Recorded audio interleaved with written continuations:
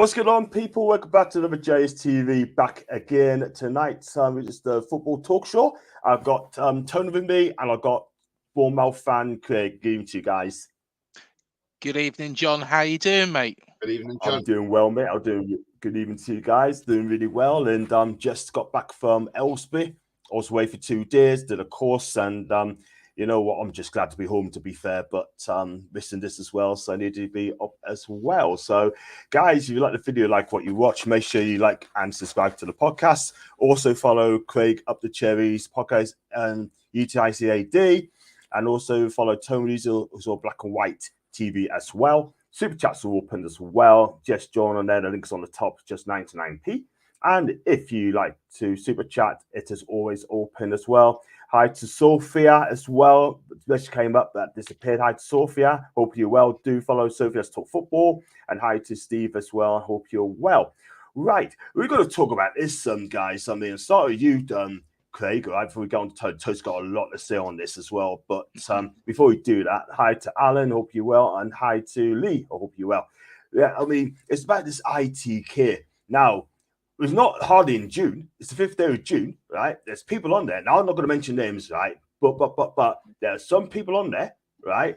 Making up stories, saying that we got this player, we got that player. Like, for example, Toon, right? Toon, we was after him for 2 weeks. Everyone says a done deal. Gone to Chelsea. Then Mamadashvili, Valencia keeper. Everyone says a done deal. Still at Valencia, yeah? Do you think our fans need to stop posting out rumours, posting out rubbish on social media? And I'm not going to mention names here because I know I've got mates who does this as well. But what's your take on it, Craig? To be honest, it happens with every club, and there's a lot of speculation that goes around at Bournemouth as well, between the fan base of players signing, players, being looked at, and a lot of it, I would say 99% of it is a load of rubbish. However, one thing I would say is I just rely on 2 sources now, which is Chris Temple of BBC Radio Solent, and of course Mark McAdam, who is the Sky Sports presenter, does all the transfer shows as well. So you probably will recognise Mark. Might not recognise the name. You would recognise him, if you did a Google search. A lovely, lovely guy. Those are the 2 people to go to. Now, in a way, do I blame fans for putting out players that they would desire to play for Newcastle or play for Bournemouth? I don't really. It's when people start making up rubbish that they've spoken to somebody or other up the dog and duck arms, and they've this person's turned round and told them that this player's on their way down for medical. It's just not necessary. It's just not necessary. And I did a load of shows going back, not this season just gone, but the season before that. And of course, we were linked with all sorts of different players. And in the end, I was doing all the shows and I was looking at each of the players and going deeper dive whether or not they'd fit the Bournemouth mould. And I thought, half these players aren't coming. Half these players, aren't going to arrive. And, when I did ask Mark McAdam about them, he was like, no, it's never going to happen. It's never going to happen. It was never on the radar. Somebody's made it up. So, yeah, to be honest, it happens. It happens with all clubs, really, mate. Yeah, absolutely right. Let's go to comments as well. Big up to Steve. I see you doing the live stream for Flawless tomorrow. Sarkison City. I watched that channel. It's good to watch. You know what? I'm looking forward for Flawless Comedy Show tomorrow at 8 o'clock. So do not miss it, guys. It's a big name YouTuber as well. Inasli Gunnar, Northside, Max Guna, Jez, yeah, and also Saeed as well. And Ma, so don't miss him tomorrow. Join the channel tomorrow, Anita, because I tell you what, he is amazing. This is a guy I love to chat to. Big up to Man Mag. Hope you're well, mate. Good to see you as well. Excuse me. I don't even believe Sky Sports. I'll wait and see what happens. Isaac Bruno, etc. Press didn't had a clue. And all it is, Tony, right? I mean, look, I saw your video on Saturday, and it was absolutely fantastic. And I'm glad you did that, by the way. Well done, you. And the fact is, right, I mean, there's a lot of our fan base, right? I'm not going to mention names, right? But making out rubbish on social media. Yeah, like I said, I know some of the people on there. If that's what I want to do, cool, go for it. But on our channel, we don't see things like that. We speak facts. We don't spout rubbish on my channel, your channel, Craig's channel. Yeah. And I tell you one thing, right? We wait and see what comes out. Unless they come to the club, unless they got a scarf up, we believe in absolutely nought. Yeah, absolutely, John. Look, I put the video out. A lot of people said I had a lot of balls to put that out there. I don't care. At the end of the day, I don't care. I don't care if the and I'll name the guy that likes a Casey slanders me on Twitter. He can do what he likes, because at the end of the day, that guy is one of the worst of all. The amount of crap that he spouts off, you know. Okay, yes, okay, he could say various amounts of the media had we down for signing Torsen. But, you know, and okay, I get that some people might say, well, he's only got it from the media. Yeah, okay, but what about other players that are supposed to have signed and have never, ever turned up at the club, you know? Like last season, there was players that were supposed to be signing. He spouts the same rubbish time after time after time. And at the end of the day, I'm getting sick of it. And I'll tell you why I'm sick of it. I'm sick of it for the sake of our fans. Because I go on that, you look on Twitter, you look at some of his posts he puts up, you see fans on there, they're asking him questions as if he knows, as if he's talking to their agents or whatever, you know, and it's cringy, because I think, why are you asking this guy questions when he hasn't got a clue himself, you know? I mean, who is his sources? Is it Heinz Tomato Ketchup? Is it Hellman's Mayonnaise? Is it HP sauce? You know, there is other sources available, obviously, in mix, but, you know, who is his source? It's one of those, isn't it? Because it's got to be, you know, or does he read it off the back of a cornflake packet? You know, I mean, honestly, it really does irate me. And I feel for our fans, because a lot of fans get their hopes built up thinking, oh, wow, look, such and such has come at the club. Oh, this is going to be a cracking sight. What a great transfer window this is going to be. And then that player's going to go elsewhere. And you're going, and the way I look at it is, why would you put yourself out there in that position to say, look, such and such has come to the club, then they're not. And then to get a whole load of abuse. Because I tell you what, I wouldn't do it. And if like I said in my video on Saturday, if somebody said to me, I would rather, instead of you doing rumours, I'd rather you say, oh, well, this player's coming, that player's coming. No, I won't, because I will not lie to my viewers. And if my viewers wanted me to do that, I'd walk away, pack up YouTube and say, off you go, I'm not doing it. When I do a transfer show, every transfer show I do, and you can look back through every transfer show that I do, I always say these are rumours. These are not signing, these are rumours, as per media. When we have a look at the players, have a look at their strengths, their weaknesses, their stats, how they assisted, you know, or if it's a keeper, how many goals conceded, how many saves they've made, all this, we look into the stats. And it's, you know, and it's not to say that those players are signing, you know, likes of us, likes of you, John, likes of Toon Review, likes of Pete Proudlock, we all tell it as it is, facts.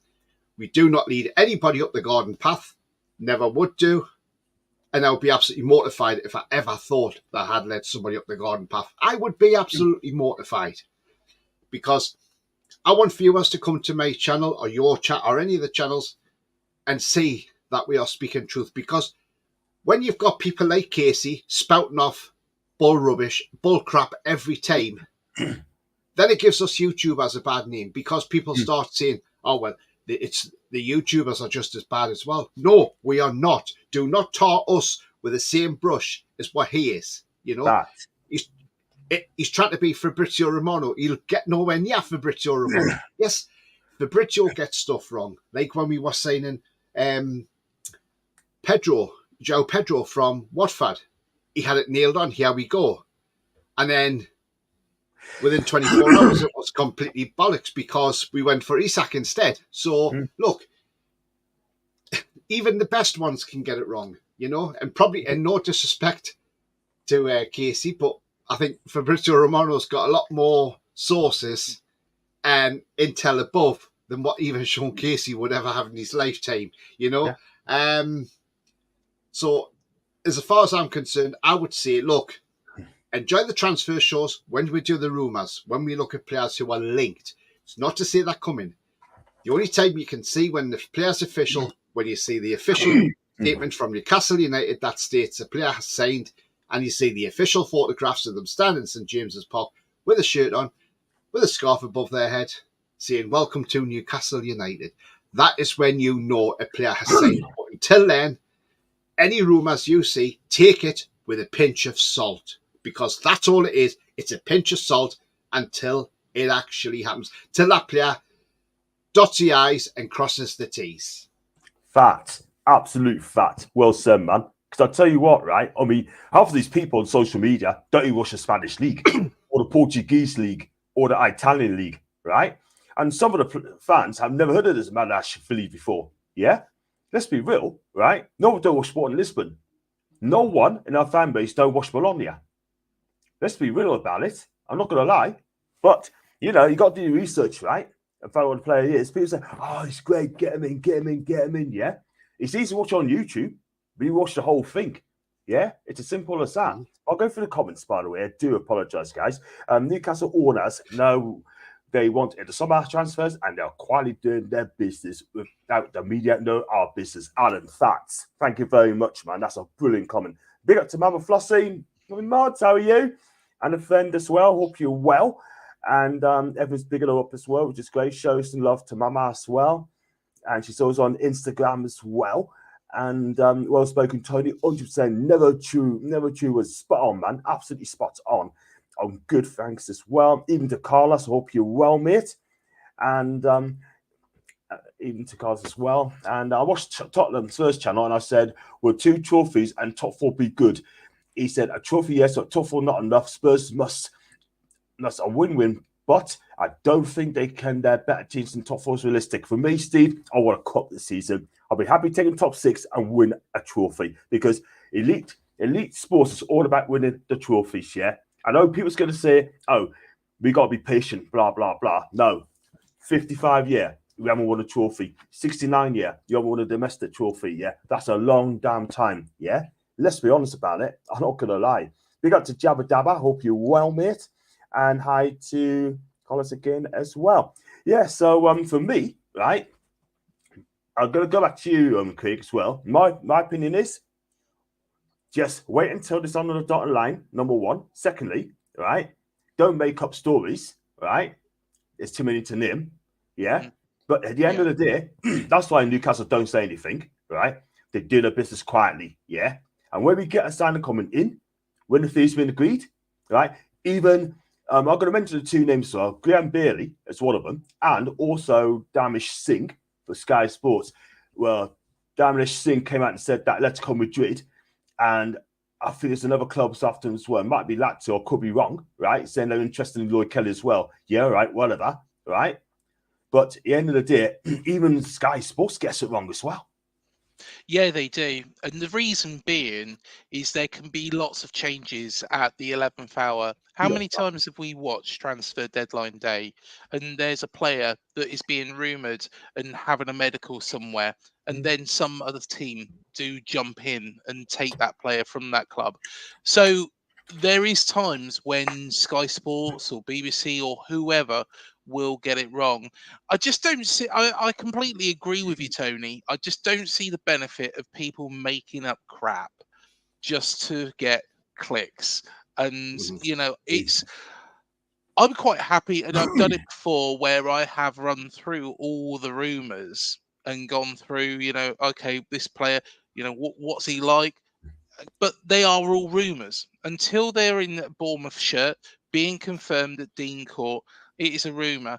You know, like the Lloyd Kelly situation. It has come out today that he's leaving the club. He's not on the retained list.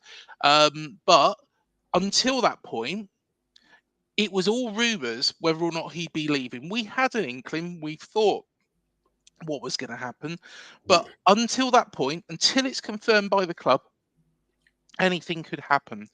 You know, the club could try and get him on a new contract. He might have a desire to stay, and it might just be some rubbish at circling. We've seen that before.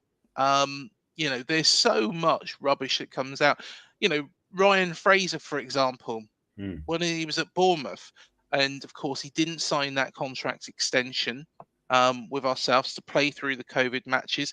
That's why he is universally hated by Cherries fans, and I don't think anybody can blame us. I don't think Newcastle fans are particularly too fond of him now either. But the thing was the rumour was that he was going to go to Arsenal. He didn't, and again, it was completely, where was the sources? Where were the sources for that rumour? It was just something that was circling round and round and round and round and round. It sounded like that there was, an approach by Arsenal at one point. That is, something that sounds, but nobody can confirm that. Nobody can confirm that. And it never happened anyway. Even though you probably do wish it did now. But yeah, I think I'm completely on Tony's side on this. It doesn't add anything to the conversation. There used to be a fan, in our fan base. I nicknamed him Bullshit Bill because at the end of the day, he would just make up any old rubbish just to get attention. And I think he got one right out of 24. And the reason being he got one out of 24 right is because a broken clock can, get right once a day, isn't it? Let's be honest. I think it was probably even more than that. He probably predicted even more players, but he wasn't telling me, and he was telling other people instead. But yeah, unfortunately there's those people out there, and that's why I say Newcastle, you're going to have two reputable sources. Ours here is Chris Temple and Mark McAdam. Those are the people that you should take the most credence from, that you feel, take the most, paying most attention to. But again, until they're in a Bournemouth shirt, even though Mark McAdam might turn around and say, this is happening and, things are progressing well, things could change with that player. There's no reason why we couldn't be in for a player when almost got him signed. He's gone for his medical, and then say, for example, yourselves come in, and he thinks, well, instead of going to Bournemouth, I'd rather go to Newcastle. Signs for yourself. These things happen, and so that's why take it with a pinch of salt until that player is in the shirt. Yeah, facts. Absolutely, Craig. You're absolutely right, mate. I mean, I can't really add to that because you covered everything there, man. So let's go on to Alan. Hi to Alan. Good news. Isak still no intention moving anywhere. And 14th of June, Carlos, thanks, Clarky, for that. Bruno is safe. Man City with FFP, got to talk about it later on. Rumours to be relegated, and I think Leeds should replace for them as well. We're going to talk about that. Big up to Tangy, by the way. Hope you well. Long time no here, man. I hope you're good. Just pop to say hi. The rumours, gossip, the media, the ITKs drive you crazy, so choose to wait until it's official. In Italian, ufficiale. It's lazy journalism and clickbait on media services. Time to don't be a stranger, my guy. Make sure you come back on my channel, okay? Make sure, because you haven't seen it for a long time, man. And Spurs will struggle to get in the top four next year. They have European football, not like this season, playing one game a week. You know what? Playing one game a week, I think if I'm honest, it looks a lot better. I'd rather be in Europe, to be fair. As I've said before, I don't click on these links. More interested in reading the comments, lads. You know what it is, Gary? You're absolutely right. Do you want Fraser back? Bargain at 150 mil just for the cherries. No, do you know what? Do you know what? I'd rather anything back than Ryan Fraser. You make a list. You make a list, John. I'll tell you what. I'd rather it back than Ryan Fraser. The man is hated down here. He is just, honestly, he's. The thing was it wasn't so much that him moving and him leaving the club. It was that Eddie Howe gave him his opportunity in football. Without Eddie Howe, Ryan Fraser would be a nobody. But Eddie Howe helped him. He got him through. He only played six games in the season we was promoted. But, of course, built his career up, become a Premier League player. And then he basically shot Eddie in the back. And I was surprised when Eddie went to Newcastle. I was surprised that Eddie gave Ryan Fraser a second chance. And then Ryan Fraser did the same to Eddie again. So it shows the caliber of the man. It really does, John. It shows the caliber of the man. I wouldn't touch him with a barge pole. I'm sure you've had players like that you would think, yeah, I would never welcome them back. They're universally hated, and that's all there is to it, really. But yeah, Ryan Fraser, yeah, he can stay down the M27 where he's going to get relegated with the Saints next year. Yeah, or probably cook him. Absolutely cook this guy. Yeah, wooden spoon. Yeah. Cook him. Just cook him. Yeah, exactly, mate. Exactly. Do you know what? I'm hoping they're going to get a couple of 9-0 batterings with a Ryan Fraser own goal thrown in there as well for a treat. Fair dues. Let's go on. Oh no, yeah, we're going on one on him. Oh yeah, bless you.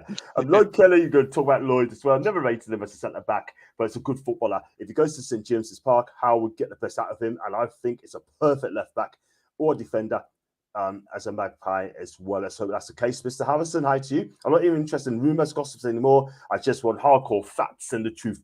Hardcore facts and the truth. Yes. Or have a 2 weeks holiday, man, and just forget about X. That's what I do.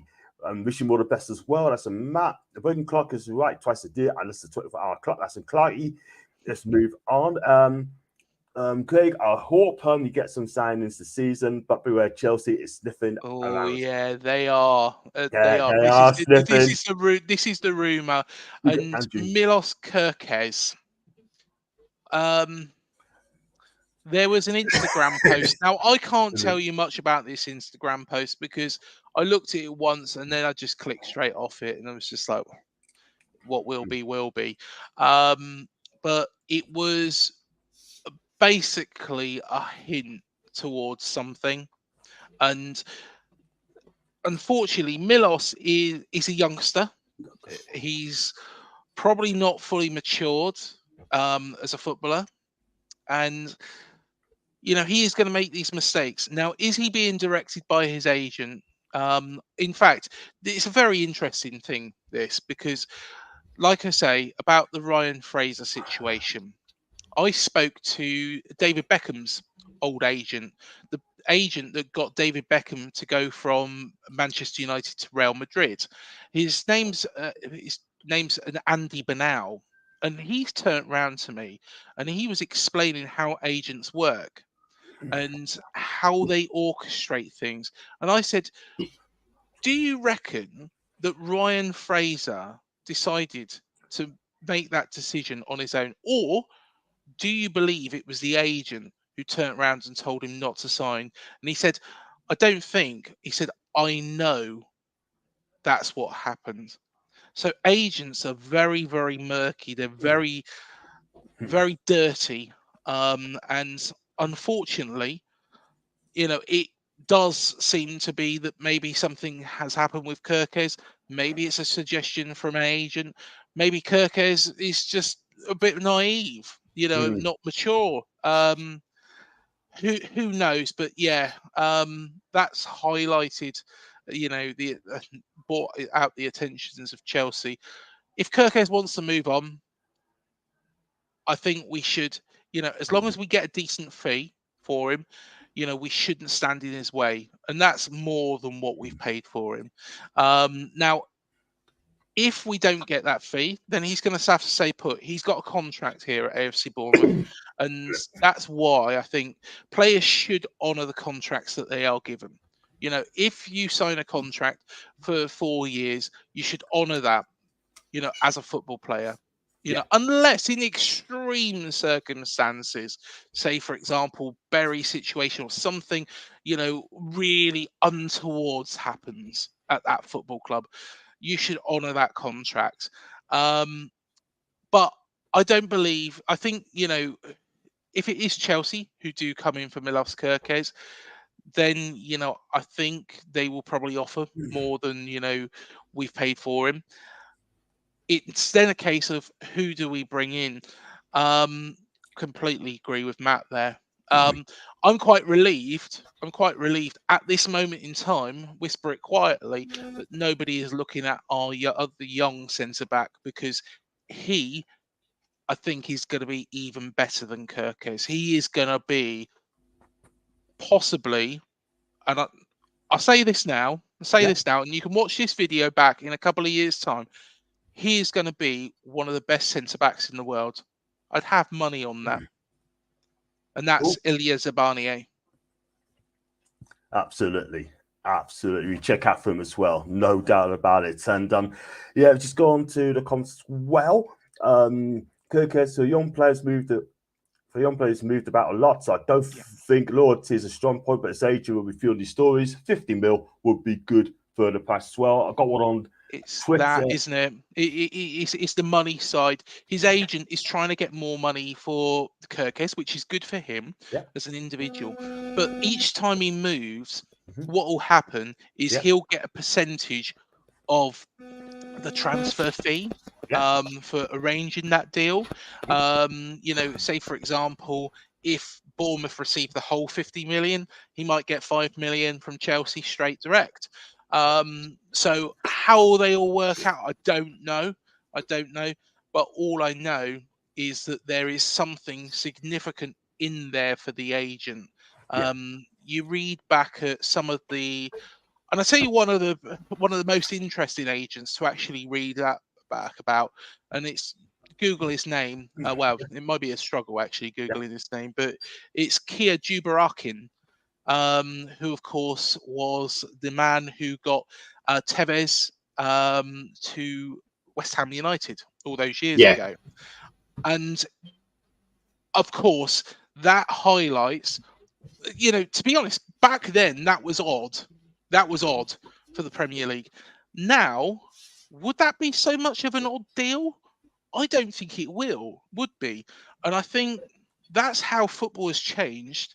There's a lot more in it for the agents. The agents, each time one of their players moves, they're making a pretty packet that they could probably live on for a year or 2 or 3 or 10. Fantastic stuff. Let's go another topic now. But I've got one here from on Twitter, Dazza. I am Daz 111. Big up to you, Dazza, on Twitter. If you can come on YouTube and leave comments in there, that would be amazing. Thanks so much indeed. Good shout, mate, and definitely yes. That's right, Lloyd Kelly and Big L123 from Canada. Geordie, yes, a lot is pure speculation and it is garbage. So there you go. So let's go. Go on, Tony. Yeah, what I'm looking forward to is watching Maresca be sacked from Chelsea by Christmas. Because I'm telling you now, he will not be there before. He'll not be there after Christmas. I'm telling you that now, John. He's not that good a manager. I'm sorry, he's not. He struggled with Leicester at times in the Championship. And I'll tell you now, results don't go their way. He will be sacked. And the Leicester fans will be laughing all the way because they'll be saying, you've jumped ship to go to Chelsea. Well, it hasn't worked out. Tough. Yeah, fact. Absolute fact. And big up to Mason, by the way. I hope you well. I'm not going to read the next comment because he is not the final. The final captain's Okun Koku. He is the club captain. Yeah, and I'm not going to read that. I'm sorry. You're not going to fool us, right? I'm not going to mention the name, right? You find it for yourself, chat. I'm not going to mention his name. So you can get to the bin. But thanks for the exposure, by the way, my guy. Hi to Julie as well. Julie J, hope you're well, mate. Hi to George and Ian and Julie as well. And go first, well. And big up to Mason. And just go fly as well. Got one for John as well. Big up to you, Jay. I think he's a big goon as well. Spend a lot of amounts like 50 million on Toon players who soon stop over the next few years with financial fair play. Will bring transfer fees down as a whole, I think. And John, I think you could be right, mate. I think you could be right. I think it needs to, John. I think it needs to, because at the end of the day, the market as it sits at the moment is going to explode at some point. Gary. Agree with you. And I think we're going to have a situation, hopefully it's neither of our clubs. I don't believe it will be. I think both of our clubs, firstly, You know, you have got a lot of wealth behind your club, but at the same time, it's being run in the right way. It's not being run as a plaything. You know, it's being run sensibly, Newcastle. Likewise, ourselves, I don't think we are, going overboard, although we still have a very small stadium. But of course, as part of FFP, stadium costs don't come into it. So I think we'll be okay. But I think it will explode at one point. And I tell you the team that it'll explode. And I tell you what, if they do explode and have to sell a lot of players and, get all sorts of financial penalties, and the owners, no doubt, this football club will lose interest because they won't be in Europe. I tell you the one club, and it will surprise everybody, is Chelsea. Is Chelsea, because there's only so long you can carry on running it that way. And I agree completely with Tony about Maresca. I think Maresca got Leicester in a position where they were 17 points clear at the top of the championship. This was from second place. They should have got the points record. They should have sewn up the title well early. But the case that they limped over the line, yes, they still won the title, but the case that they just limped over the line is personally not good enough. It's not good enough. And I'm very, very surprised that Chelsea have taken a punt on him. But it's the way that Chelsea are being run for a long, long period of time, getting players on these long-term contracts. The thing is, every player has got the value of that player decreases over time. That player will decrease over time normally. Say, for example, you sign a 19-year-old star. We signed Kerkez. Let's take Kerkez, for example. There was no guarantees that Kerkez was going to make it in the Premier League. If he didn't make it in the Premier League, what would we have lost? We would have lost maybe 10 million. Maybe 10 million. We could have probably still sold him on for a bit, but we could have still made a loss. The fact he has, is besides the point. Chelsea are doing it in a whole different league, that they're buying players for 100 million. Now, if that young player then fails, of course, their value is going to decrease over time as they get older. It should go up, but 100 million doesn't give you a lot of scope to actually get an extra amount, especially with FFP coming in. I think even if, say for example, what's the player that they signed for 100 million? 105 million, wasn't it? I'm trying to think. Enzo something, isn't it? He'll come to me in a minute. Enzo Fernandez. That's it. Thanks, Tony. Enzo Fernandez. Even if he does really, really well in the Premier League, because of FFP, they're not going to get that 105 million back. That money has gone to waste. And eventually, it's going to explode at Chelsea. And that's why I think the owners will get disinterested because they won't get Europe. Newcastle could be regulars in European football at that point. Hopefully Bournemouth, we can toy with Europe at some point. But at the same time, I think Chelsea, because they will lose interest. They'll have all this money. They'll have all these debts. And I think it could end up in tears for them. Yeah, I kind of agree. The thing is, Craig, Todd Bowley's a bit of a loose cannon, if you ask me. The amount that he goes out and spends on players is ridiculous. But it's not only the fact of that. It's a fact the way he cheats as well, because he sells his own hotels back to himself, so he gets out with FFP. And it's so corrupt. That's the thing. And obviously they can put these players whatever on these long contracts because that doesn't interfere with Europe. The only thing UEFA did put a stop on was the payments over 5 years. You can't pay over 5 years. So if you want to make a payment over 6-7 years, you can't do that no more, because that's what Bowley was doing. These clubs saying, we'll pay over 7 years or whatever, so you can get around the FFP thing. But now UEFA's put a stop to that. and said, no, you can't. It's a maximum 5 years making your payments. You can't make them any longer than 5 years. So, you know, it's unbelievable. But the way Chelsea are run, since Bowley's gone on there, I mean, it's ridiculous how many players they've bought. You know, they've been through 3 managers. Yeah. Potter, obviously they sacked Tuchel. Then they took Potter on. Yeah. Then they sacked Potter. Then Frank Lampard came back, you know. And then he's gone, you know. And then they get Pochettino, and who takes him into Europe, and then he gets sacked, you know. And now they've brought Maresca in, who's untried and tested in the Premier League. He's going to get cooked. Cook him. And I'll tell you now, if he starts off rubbish, let's just say, if Chelsea don't win in that first 10 games, he could be out the door then. Well, I tell you what, the one thing that you have mentioned there, and this is really interesting as well, when you look at it, is that he is selling, like you say, assets back from the club to himself and then pay. There's some sort of arrangement. Now, there's 4 teams that have done similar, and you can tell me what the similarity between all these teams are. Derby County, Sheffield Wednesday, Reading, and Wigan Athletic. What is... no, sorry, 5. Bolton Wanderers did it as well. What is the similarity between all 5 of those teams? Is that they went into complete and utter financial freefall after doing that. They overspent. Every single one of those clubs overspent. They spent on silly, silly players, silly wages, overdid it. They sold their assets back to their owners. The owners lost interest. I don't know what's happened with Chancery. Of course, Derby was sold. Reading are in the middle of getting sold. Wigan, I don't actually know what's going on with Wigan. And Bolton were close to ended up in the Bury sort of situation.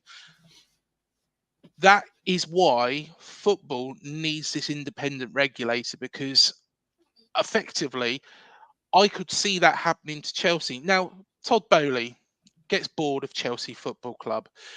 He wants to sell that football club. Now, he's got the assets. So he's got the training ground, he's got the stadium, he's got all the bits around. So all that somebody is buying is the club name. But that club name has got attributed to it £500 million worth of debt. All it is a shell. All it is a shell. Todd Bowley owns the stadium and everything else. He can do whatever. He can charge rent to Chelsea. That's how it happens. And this is why I'd be very, very fearful as a Chelsea fan at this moment in time, because they're on a hiding to nothing. If this doesn't work, if Maresca doesn't pull it off, it's going to be another case of, well, Leeds did it, all right, it was a smaller scale, a lot earlier in time. Portsmouth did it in the Premier League. There's no reason why Chelsea, are immune from that. There's no reason why any team in the Premier League is immune from that. Another team who's going to be the litmus test, I think, in the next, if they don't get their everything over the line, is Everton. Everton are probably going to be the litmus test, where if they don't get that 777 deal over the line, they're going to be in all sorts of problems. Yeah, I kind of agree with you. I think Everton's in big bother at the minute, absolute big bother. But apparently that deal's not going through now, apparently. No, it's not. You're right, Tony. It's not gone through. It's not gone. It's completely. What happens though? I think Moshri said that.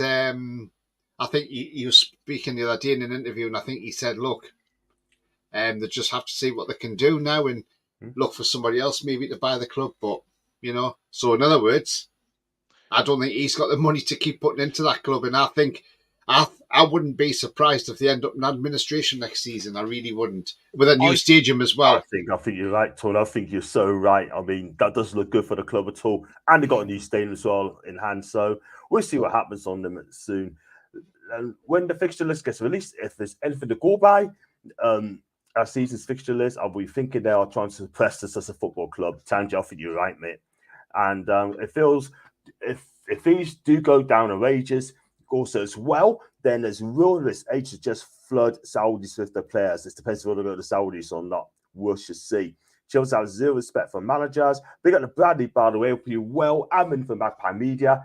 First time here. Hoping my personal YouTube account. Big up to Bradley as well. And Bradley, I'll retweet your stuff as well. You know, you're not saying you, mate. You're the real one, mate. You are the real one. Yeah. I will keep retweeting your posts because, Bradley, if you don't follow Magpie Media, right, guys, do give him a follow. He is a fantastic guy, and he always sends a DM. I'll be happy to. I do follow him, John. Great guy. He's a great guy. You know, he gets a lot of stick, but you know what? He doesn't deserve stick at all. He is the real one. He is the real one. Big up to Dave Bowman as well. We hate to see Chelsea get Mamadashvili as well. I'm very interested to see who we end up signing for the right wing. Linked with so many. Yes, we are. And we are. They've got quite a few as well. Big up to AD as well. Chelsea's to investigator. Oh, they will. Don't worry about that. Hi to Joe. I hope you're well. Hi to Leah Kane. Chelsea all over the place. Nowadays, Cockney crap. Chelsea, our club, where the manager doesn't have the freedom to control the team.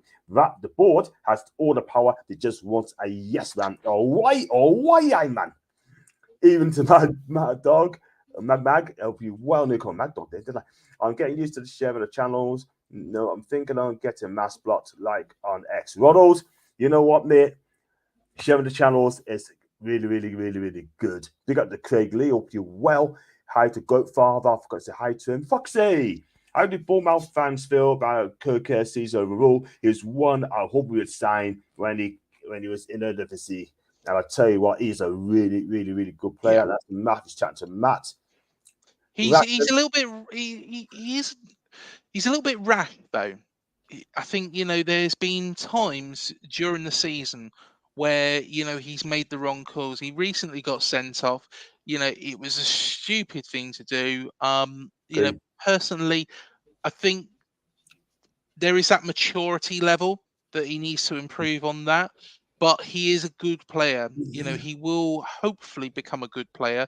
I think what he needs, and like Justin Kluivert's found, is that little bit of stability, little bit of, you know, because Justin Kluivert's never really, until he's come to Bournemouth, you know, found somewhere where he's excelled and flourished. He has now. So as long as he stays with Bournemouth, you know, gets better and better and better, then he will probably get his move and his dream move.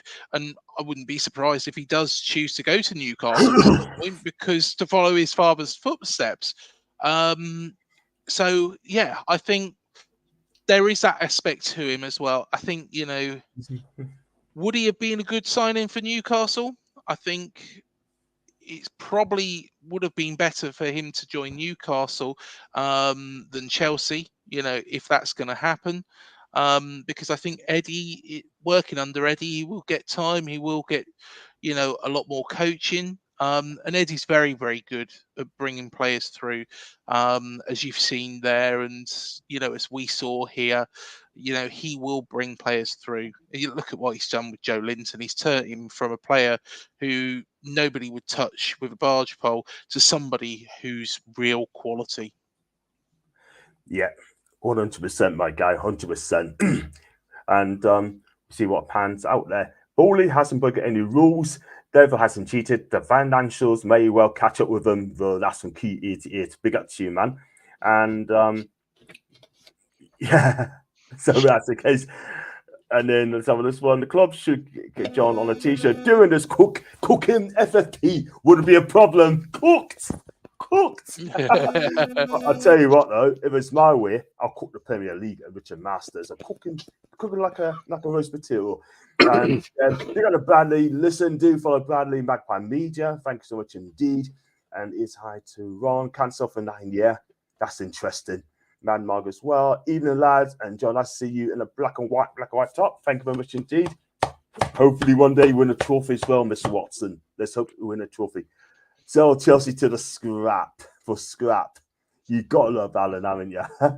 I wonder if any Chelsea fans are watching the live podcast. I hope they do. I hope Chelsea fans TV do as well. I really do, because I do like Alex as well. Everton owe 7-7 a shit ton of money. I believe it's Yeah. 200 M's, Tony. 200 M's that owe them. A lot of money, John, a lot of money. I mean, look, John, right. The thing is, we've seen Man City are taking the Premier League to court. They're suing them, right? Man City. Right. So they're not, well, they're taking them to arbitration. Now then, this is where things get a bit interesting because, right, the Premier League, when you do arbitration, as we know this as fans ourselves, because when our takeover was going through, when it was going to go to arbitration, we wouldn't have heard anything from that arbitration because that was going to be behind closed doors, completely cut off from everybody. And it wasn't until we had that cat hearing, that cat case, and that's when things picked up rapidly after that, because I think the Premier League were then backed into a corner, especially when you know, when the lawyer spoke up for Newcastle and said the Premier League wanted to kick us out 6 months prior to that.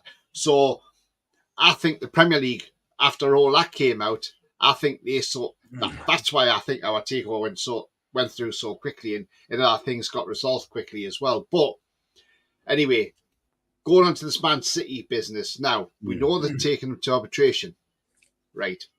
There's a couple of factors here. Now, this arbitration is supposed to be behind closed doors that nobody knows about. We'll not even know the outcome of this arbitration, okay, in the public domain. What's happened here is, though, and I think this is what's happened, and I may be wrong, but people may correct me on this. What I think is, I think one of the Premier League clubs has leaked a bit of information out, which is what Matthew Lawton picked up on and has put it out there. Because nobody would have known about this had that information not been leaked, because the arbitration in the Premier League, they do not like it done in public. They want it done behind closed doors that nobody knows anything. There could be other arbitrations that are going on behind closed doors that we know nothing about. So the fact that this has been put out there suggests to me that a club has leaked some information out. But proving which club it is, it's probably going to be hard because, you know, they probably don't want to be named and shamed. I say good on to that club, whoever's leaked it, by the way. Now, this Man City thing, that what they're doing is, I think it's a great move. Because I'll tell you why. They are right what they are saying. Why are you paying a fair market value for somebody, that a company that you own within your business? Why can't they sponsor you for more than what the Premier League say is a fair market value? Now, we know why this came about, because when we were taking over, we still had that Sports Direct plastered all over the stadium. Then Amanda Staveley, I think it was about 3-4 weeks into the ownership, she said, I am sick of this. I can't have a photograph anywhere in the stadium without Sports Direct in the bloody background. So the next thing Amanda Staveley said, get the skips in, get rid of these signs because I'm sick of them. The minute we started taking those signs down, that rang alarm bells through the Premier League. And the first team to pipe up over that was Leicester City. Yes, you got it, Leicester City. Leicester City, straight away, we want rules changes on sponsorships because, look, we can't have this. They're going to have sponsorships coming in 60, 70 million pound a season, and we need to put a stop to that before it gets out of hand. So Leicester were the main instigators in a vote. Now, it's like the pot calling the kettle, because at the end of the day, their stadium, whose name's on that stadium? Their company, King Power. Who's on their shirts? King Power. Now then, okay, we know they lost a lot of money through COVID because obviously they're a duty-free outfit. But when Leicester come out and said that, and they got relegated as well, which is absolutely hilarious, to be fair, about this as well. I mean, I know they're back up into the Premier League now, and they're getting a deduction. But look, when it all came out that they were going to do this fair market value, I looked at this and I thought, I mean, at the time, I thought, how can they do this? Because surely that's against the law. but obviously it mustn't be. So anyway, they brought this out, and it just meant that we couldn't have, like, say, for instance, Aramco coming in and saying, we'll sponsor St James's Park for £80 million a season. Seller couldn't put on our shirts on our shirt sponsor, or we'll pay you £50 million a season for the front of the shirt. That's what this vote stopped us doing. So technically, when Seller put 25 million a season, Richard Masters looked at that, Tricky Dicky as I call him, looked at that, and he turned around and he said, okay, we'll let you have it for 25 million. But had it been, say, anything more than that, it would have got rejected. Now, I don't like this fair market value thing. I think it's wrong. And I agree with Man City on this. Because at the end of the day, why shouldn't we? Yes, I know why they're doing it, because they don't want us to get the funds so we can go out and spend more money on players, because the FFP then rises. I don't care. If Man City win this case, and apparently Newcastle United are supporting Man City on this as well, by the way, that is one of the rumours going around, which I can quite believe we would probably be, because whenever we abstain from a vote for something, Man City abstain as well. So it's interesting. Now, the way I look at this is, if Man City win this arbitration hearing, which is going to last for 2 weeks, it starts next week, I believe, and it lasts for 2 weeks. Now, whether we hear anything from it, I do not know. Will somebody come out and say something from one of the clubs? We don't know. That's the thing. It really stinks when it's a closed shop, because it shouldn't be a closed shop, because it should be public. Okay, you might not want to sit through listening to 2 weeks of arbitration, because it will be probably very boring. Take 6 weeks, Tony. It's going to take 6 weeks. Sorry, it's going to take up no, to it's 2 weeks, John. It's 2 weeks, isn't it? Sorry, Yeah. Go on. Yeah, that was what was said on TalkSport as well. That it's going to last for 2 weeks, this arbitration. It might, whether it'll be 6 weeks for a decision, that could be the thing, John, but I don't know. But the arbitration lasts for 2 weeks. But if they do scrap this amendment, then look, it's great news, because it just opens up more opportunities for us to get the bigger sponsors in. And while I don't think this FFP is fair, because I don't think it is, if I'm honest with you, right? When you see the likes of Everton getting deducted points, you're seeing Forest deducted points. You know, you're seeing Leicester coming up and getting deducted points when they come up. Sheffield United are going to get deducted points. Sometimes I think this FFP does more harm than it actually does good. And, you know, eventually, is it going to come to a point one day where this FFP is going to end up seeing relegate somebody from the Premier League because they're going to lose their points? Like, say, for instance, if, right, Leicester get hit with a 10-point deduction at the start of the season, there is some rumour saying 15 points, but I don't know how many it is. Just say for 10 points, right? They've got to win their first 4 games just to break even, or to be a couple of points ahead, 2 points above, right? Now then, if Leicester struggle and they go down because of that 10-point deduction, now what happens if something happens to their club, and when they go into the Championship, they then end up in administration because of that 10-point deduction, and because of all the money they've lost, they then can't afford to pay for players in the Championship, say, and they go into administration. You know, this is where I think the FFP, I think one day, could send somebody into administration. Where is it going to stop? I think it's anti-competitive. I think the fair market value thing's anti-competitive. It's all anti-competition. You know, at the end of the day, it's like saying, for instance, you've got Sainsbury's at one end of the high street. You've got Tesco's at the other end of the high street. Tesco's get bought out by, say, a massive American company, and then that American company starts throwing money into the business. Does Sainsbury's then turn around and say, oh, we can't have that happening because we need fair market value? It wouldn't happen, because it would be thrown out, it would be laughed at. So, because it's in the Premier League, And I agree with Man City. I don't think these rules are right, and I think they need to be scrapped. I seriously do. I mean, what's your take, John, on that? What I've said? I kind of agree, because I'll tell you what, right? I think they're going to take them on, but you can't stop people bringing in money to the club. You just can't do that. It's restricted trade. Do you know what I mean? But I tell you one thing: if Man City wins this, Tony, if they win this, it's 50-50. But I hope Man City wins it. I really, really do. Because I tell you now, if they win that, it could open the whole thing up for Newcastle as well. So that means Man City could spend freely. Newcastle United's going to spend freely. Yeah. And I think Richard Masters, we walk, he'll be out the door. He'll resign over it. Do you know what I mean? And that will make our day. But I tell you what, it's going to be a stark win. And Man City pulls it off, I hope they do, then, woo, the Premier League is going to be one big mess. I'm telling you that right now. And the Premier's got to be prepared for this. Man City's going out all guns blazing, yeah? They could have just said, you know what, we take it on now. But they took the time, buying the time, spoke to the right people. They got the best lawyers in the world. They get the best people in the world. They got the money. They got the the loot.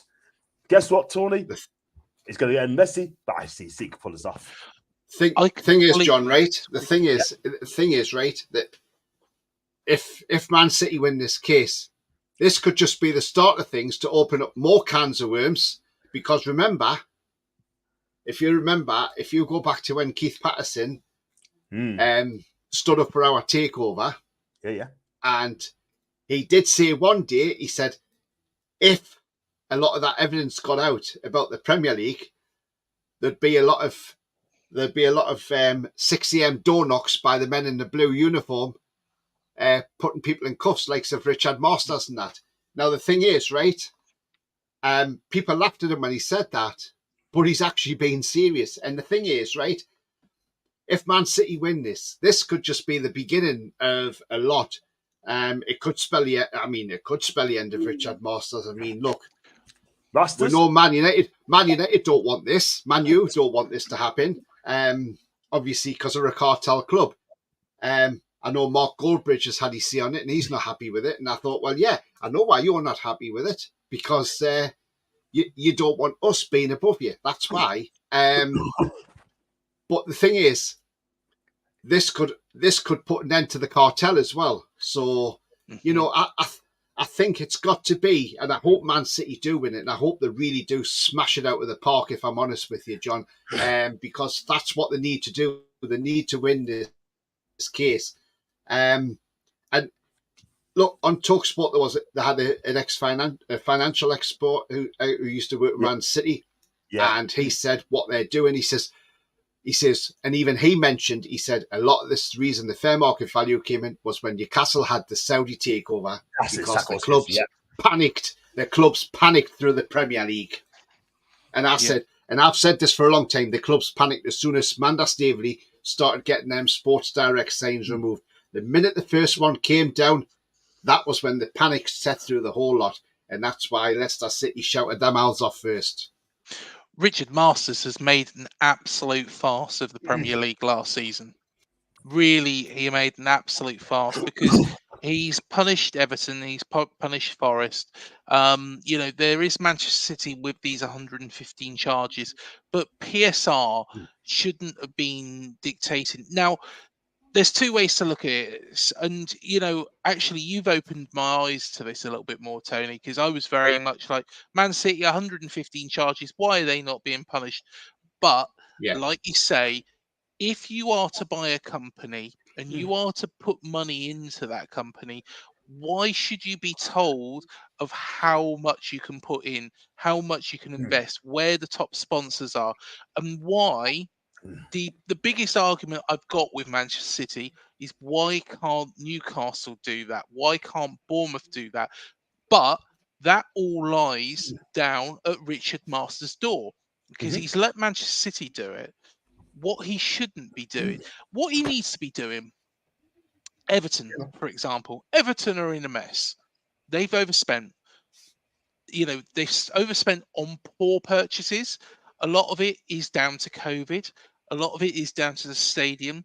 Farhad Moshiri doesn't want to invest in the club anymore. That's quite clear. It looks like they're going to end up in administration. if he doesn't find somebody to replace it. Hmm. But what I would say, and what really needs to happen, is that the Premier League need to go into Everton and help Everton turn it round. Very much like, any club in the EFL. Take Wigan Athletic or Bolton Wanderers or Sheffield Wednesday. They need to go into that football club and work out, look at the finances. In fact, it's quite an interesting topic that come up. And I think it was on Hmm. Talk Sport. It was muted first. And it was about a golden share. Yep, Simon Jordan. It was probably about 5-6 months ago. And having a golden share in each of the clubs, which is transferred upon promotion and relegation between the EFL and the Premier League. Now, that would enable the league to actually get involved in that football club's finances, to be able to view that finances in its entirety at any point.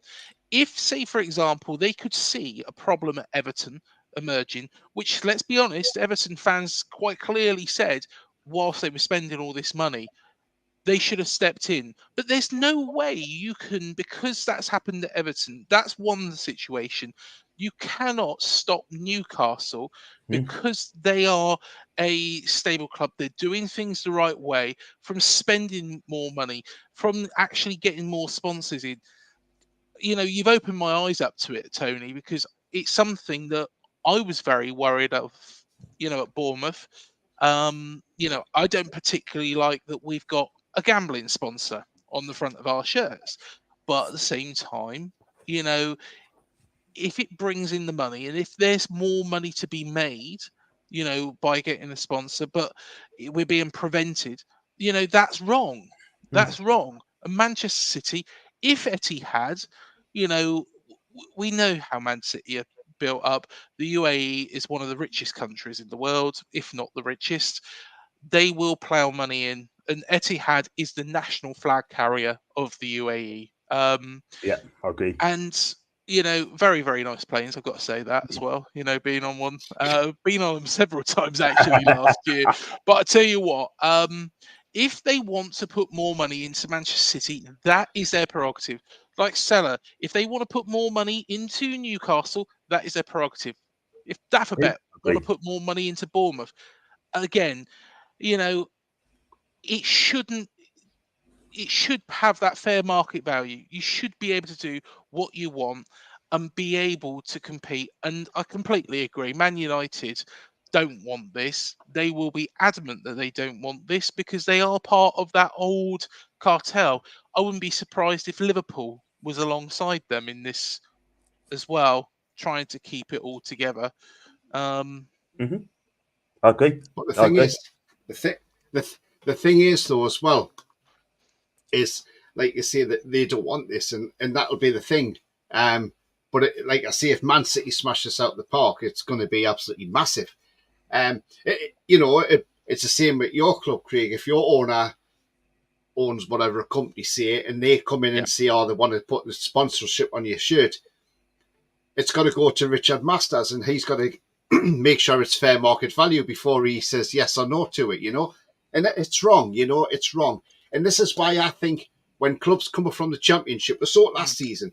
Burnley, Luton, Sheffield United all went back to the Championship, because they are frightened to spend a bit of money to keep ourselves in the league. Yes, we know, okay, Luton brought in Barkley on a free, which was a masterstroke, and it nearly paid off for them. But look, these clubs are coming up now thinking, well, actually, better be careful how much we spend, because if we overspend, we'll end up with a points deduction.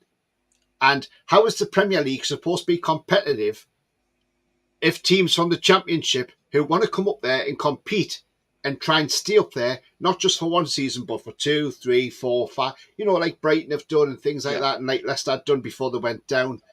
Huddersfield done it, they came up, stayed up for 2 seasons, went back down. But clubs now are so frightened of FFP and PSR. These owners are so frightened to say, I can't buy this player now because I'm overspent by £10 million. I mean, you look at Forest last year, they were overspent by 30 million quid. But had they sold Brennan Johnson 3 weeks sooner, Yeah. they wouldn't have had this points deduction, and it was for the sake of 3 weeks for Brennan Johnson going to Spurs. If they hadn't have, if they'd have sold him that earlier, they wouldn't have been done for FFP breaches. And I can see why clubs don't want to overspend, and it's so wrong because it's so anti-competitive in my opinion, and and it's never going to change. And how we are trying to play catch up towards this so-called Big Six that they call them, Big Six. Now we are nowhere near the likes of Man City or Man United for revenue. Okay, people say we're the richest club in the world. Not the richest club. We've got the richest owners in the world, but not the richest club. Yeah. To be the richest club, you've got to have the massive amount of revenue. You look at what you go and look at Real Madrid, their sleeve sponsor for next season, £75 million a season.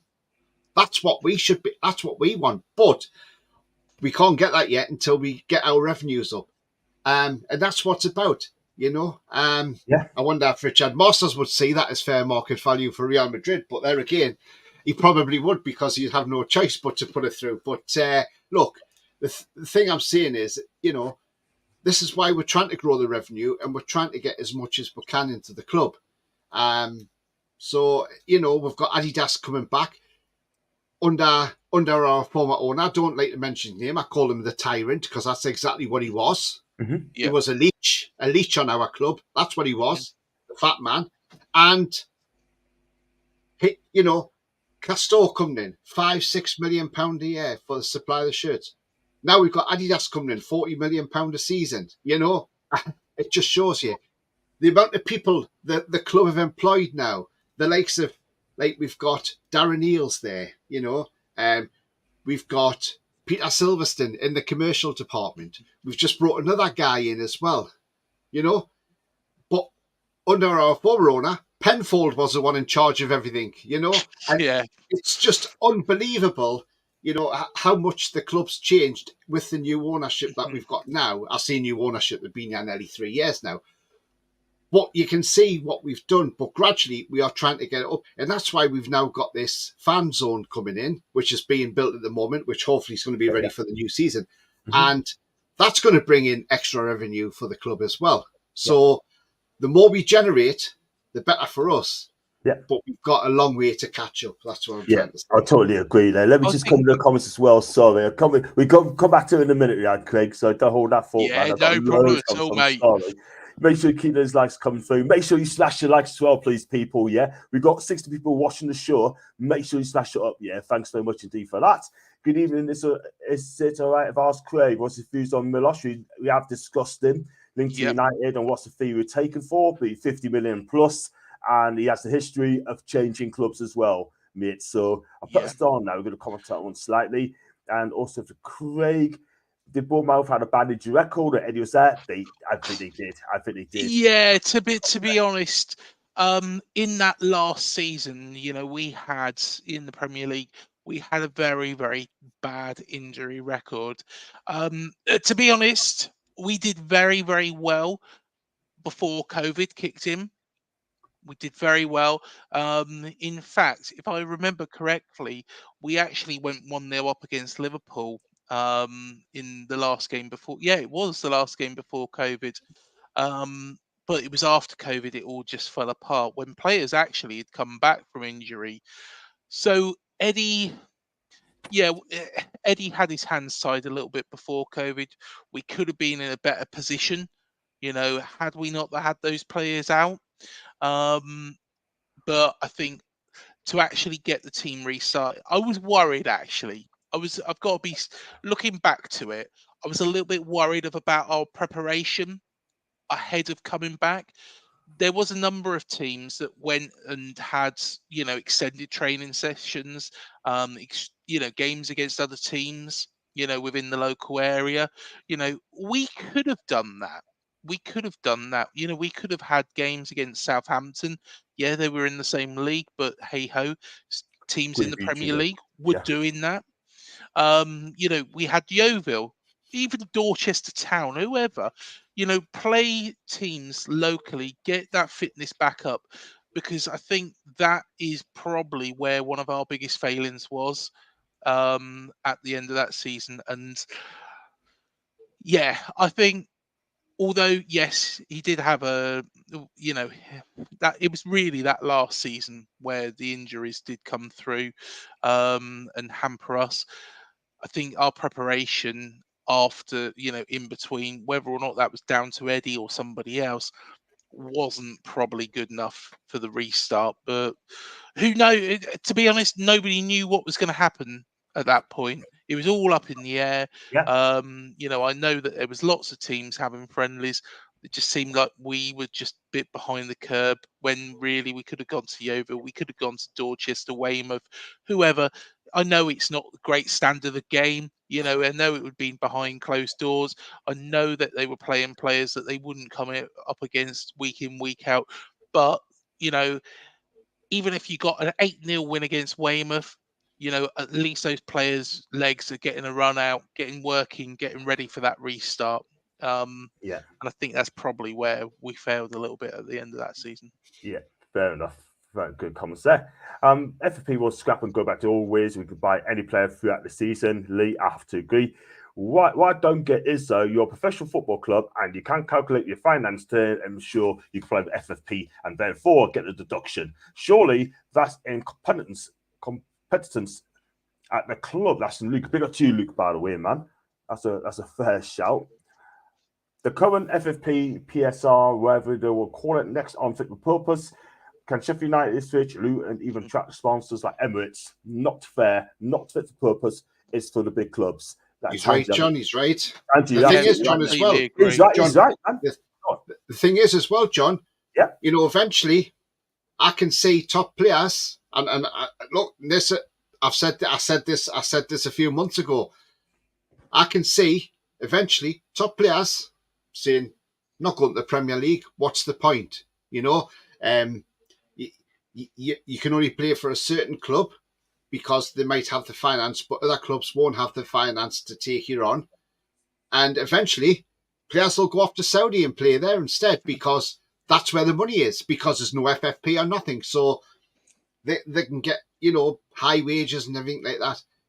So, even in, like Mbappe has gone obviously to Real Madrid, but, could Man City have afforded him? Yes, probably they could have. But maybe they looked and thought the amount of money he's going to be on, if that might even push them close to the limit of FFP. So this is what I'm saying. Eventually, players will end up snubbing the Premier League and going elsewhere. And, and why should we be robbed of having star players in the Premier League because of stupid financial rules like this? I think Richard Masters has to resign, has to be made to resign, as soon as possible, because at the end of the day, his running of the Premier League is absolutely atrocious. It is absolutely atrocious. Firstly, like you say, and what you refer back to with regards to Newcastle situation, completely agree. It's completely unfair when you have got owners who can spend, and Newcastle are not going out and doing a Chelsea. They're not going bonkers. No. They're spending wisely. They're spending cleverly. Why should they not be able to invest in the product that they have purchased to actually increase the value of that product at the end? But I think, also with regards to the points deductions as well, he needs to resign. He needs to resign as soon as possible because it is becoming absolutely farcical. If you think Everton are probably going to get a points deduction as well next season, Leicester we've already talked about. Who's next? There was talk. I interviewed, you probably can remember him, Richie Neville from the boy band Five. I interviewed him and I was talking to him about Aston Villa, and he said how imperative it was for Aston Villa to get into the Champions League. If they didn't get into the Champions League, there would have been all sorts of issues with PSR. It's just not fair. It's not fit for purpose. PSR is a complete and utter mess. I can understand it's there to help clubs stay solvent. You know, we don't want another Leeds. We don't want another Portsmouth. We don't want another Everton situation. But at the same time, you should be able to invest in that product because you are going to keep those small clubs small. And it'll be interesting, actually, because Leeds have just had investment from Red Bull. If Leeds United are promoted to the Premier League, if PSR is still in place, I'd be damned if they are going to, Red Bull. Red Bull are not going to comply with PSR whatsoever. They will invest into that football club. They might be called Red Bull Leeds by that point, but they are not going to have their hands tied. I can guarantee you that. 100%. They will spend money like graffiti. I'm telling you that for now. Yeah. Can I ask you a question? If you was owned by Ashley, would you still want do you still want the PSR scrap? Yeah, I do. I want it scrapped. Yeah. No doubt about it. Premier will not supersede the law of the land. That's a myth. We go through this Commonwealth quite a few. I think the Saudis shouldn't accept money from these clubs until the cartel Premier League until Newcastle are respected. Julie's fat. Thank you for that, Julie. Can the team start walking out to money by Floyd now? Justin Craig. Richard Masters getting 2 meaty brown upwards in his back pocket. Yeah. The only ones Rangers are Man United, Liverpool, and Arsenal. I find it funny with City's arguments, and it isn't fair. Although City have more revenue than Real Madrid, obviously false. And the Premier League and its club never objected to actually own Sports Direct and sponsor our club's 14 year, but the panic is real since we've got the takeover tangents. Good point. That is a bloody good point, man. He is spot on, John. He's spot on, John. I mean, do you remember? And I got to you, man. John, the advertising wasn't bringing much money in a year because he wasn't paying for it. And then he had the cheek to change our name of our stadium as well. Yeah. He had the bloody cheek to change to Sports Direct Arena. Do you know what I mean? And I'm sorry, that's a slap in the face of Newcastle fans. And then he knew full well he has to go back to St James's Park. And that was it. So I'm sorry. But, everyone's quiet. We had Ashley's owner. Now we got the PIF. They're just scared. Even the Premier League is scared as well. The Premier League and the Masters are so scared. Get in the bin. Get in the bloody bin. Those Masters as well. Cook them, John. Cook them. I'll cook them. Cook them in a bolognese sauce and put the Parmesan cheese on the top, yeah? Then again, don't bother. Have the Parmesan cheese turned into bolognese sauce and bloody mix it up. The lot. Then there's a level field. That's a level playing field. No, that's Luke. And every team, the same money, it creates a level playing field, but people won't want that at all. Fair comment, Luke. Dip Masters is protect the big clubs and seems determined nobody can do a City again. Well, I tell you what, it is disgraceful. Absolutely disgraceful. Luke's chatting to John. Big up to Dave. I hope you're well, Dave. Hope you're well, mate. There's loads of comments. Just flying them in. It's against anti-competition restricted of trade. It won't stand up in court. If City weren't doing this, we would have been next capital or whether it's EPL. Thanks, why should the Premier League have to do that though? Stick to the spending rules and you won't get yourself into that situation. That's from John. He's a big Arsenal fan as well. We have to respect him, by the way. Any comments would do. John, on that comment. Go for it. Yeah, okay, fair enough. Yeah, you won't get yourself into a situation. But the thing is, as I said, this is a thing that Darren Bent came out with about 8-9 months ago, and I actually quite agreed with what he said. Yeah. And what he said was, instead of having PSR, what you could do is you have a scheme with the owners of the club. So whatever the owners are worth. So, so say for instance, if Bournemouth's owners worth, say, £1 billion, say for instance, or £2 billion, say, for argument's sake. Now the Premier League might say to the Bournemouth owner, okay, you need to put down £150 million bond. Now, what that is then is, like Darren Bent said, if your club then goes into administration, the Premier League can get into that £150 million bond and pay the players their wages and the staff and help the running costs of the club till a buyer is found. Yeah. And he said that way you wouldn't have any problems. He says, you know, and then he says if you look at like our ownership, the Saudis, they would have no problem because it'd just be a drop in the ocean to them just to say, yeah, okay, we'll stick, you know, we'll give you a couple of 500 million or whatever. That's no problem. That's a drop in the ocean. But when he actually said that, I actually thought, do you know what? That's not a bloody bad idea at all, because then all these clubs, if any clubs do go in administration, there's the money to help the club see them through that period until a buyer is found. So, I mean, I don't know what you think of that, John and Craig. I mean, what's your thoughts on that? Do you think Darren Bent's right? I think that's a really, really good suggestion. And the thing is let's look at the situation at Reading, for example. I don't know if anybody knows, but there's a gentleman called Dai Yong who was in charge of that football club. And Reading, because of the terrible running of this guy, was relegated from the Championship into League One. He's lost complete and utter interest of running that football club. He's still got the money to run it. However, because he's lost all interest, the club is being run hand to mouth. It's being to be honest, it's been helped through by their sponsors. It's been helped through the prospective owners. And if, say, for example, that situation was in place, they could go, right, okay, you know, this Dai Yong, it sounds like he wants all the money that he invested back. But it's like if you buy a house, and that house, you don't look after it. The garden's a mess. The conservatory's fallen apart. You know, there's doors hanging off the hinges and things like that. That house is not going to be worth as much.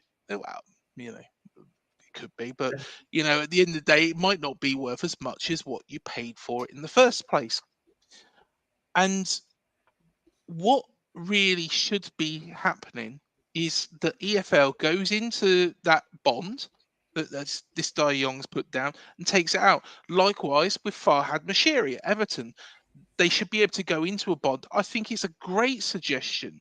Go into Farhad Moshiri's bond, take out whatever it is to keep Everton surviving until they find a buyer. You know, okay, it's still going to be rocky for Everton. It's still going to be rocky for any club in that situation, but at least that club will survive.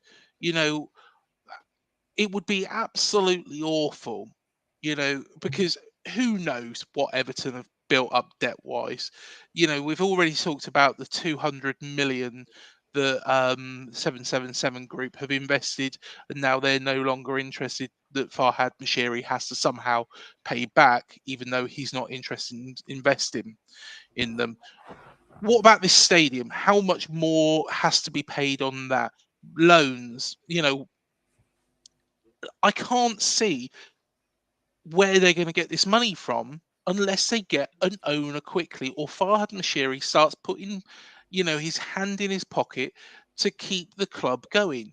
And with PSR, you know, effectively, I can understand why they've, you know, looked at bringing something in to help stop clubs getting in this situation. But the bond situation would be a lot better, because there shouldn't be a restriction on the top clubs or the clubs with the money being able to spend that money to stop them having certain sponsorships. What there should be is to stop clubs, you know, Todd Bowley. What happens if he pulls out Chelsea? He's bored of Chelsea. How much debt are they in? Well, they're in 500 million pounds worth of debt. You know, are they going to survive? Wouldn't it be? It would be terrible if we lost an Everton or a Chelsea, you know, from our landscape because of somebody who was in it for a short period of time, just as a plaything. You know, if Todd Bowley loses interest, like I say, in Chelsea, they are absolutely screwed. They're absolutely screwed. They're not being ran like Newcastle are. They're not being ran like that at all. They're not being ran sensibly. Neither was Reading, neither was Wigan, neither was Sheffield Wednesday, Derby, Bolton. none of these clubs were being ran, like Newcastle were, but Newcastle are the ones that are being punished. And likewise, we probably could spend a bit more. Bill Foley's got a lot of money. We could spend a lot more on replacing certain players. Of course, Lloyd Kelly's gone for free. Milos Kerkez might go for a bit, so a little bit more money comes back in. But how much money realistically are we going to be able to spend without falling over that trap? Our shirt sponsorship is no doubt worth a lot less than yours is and Man City's is. But say, for example, if Red Bull just said, well, we'd like to put our logo on the front of your shirts and give you 100 million for it, Neil Blake might be rubbing his hands together and thinking, brilliant, that's fantastic. Yeah. But Richard Masters would put the blocks on that, and it's unfair. I totally agree, mate. 100%, man. But it's just going to get worse and worse by Richard Masters. Get rid of him, just change for the better. I'll go for this call. It's going to wrap up the show soon, but I've got loads of comments coming up as well. Smash the likes if you're new as well, please, guys. I'm not savvy about the subject, but I'm all for whatever gets Man U relegated in League Two. Everyone wants that, don't they?